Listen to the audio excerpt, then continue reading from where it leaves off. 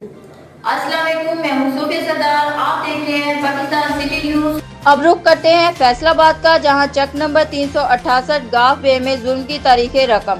Poultry farm کے supervisor نے اپنا موبائل چوری کرنے کے شبے میں ساری رات تشدد کر کے 17 سالہ علی احمد کو قتل کر دیا۔ تفصیلات جانتے ہیں محمد رضوان عاجز سے۔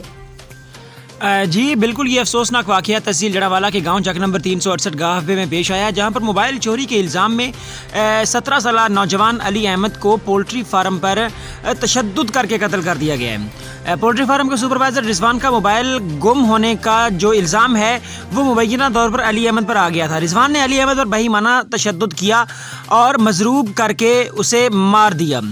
علی احمد تشدد برداشت نہ کر سکا اور زندگی کی بازی ہار گیا۔ وقوع جو ہے وہ تھانہ روڈالہ روڈ کی حدود میں پیش آیا ہے، جبکہ پولیس تھانہ روڈالہ روڈ نے ملزم رضوان کو گرفتار کر کے ضابطہ کی کارروائی کا آغاز کر دیا ہے، جبکہ اس ملزم کے ساتھ 4 اور ملزمان تھے، جن میں سے 3 جو ہیں وہ موقع سے فرار ہونے میں کامیاب ہو گئے تھے، اور چوتھے اس رضوان کو، جو کہ اس کا سرغنہ تھا، اسے پولیس نے قابو میں کر لیا مقامی لوگوں کی مدد سے۔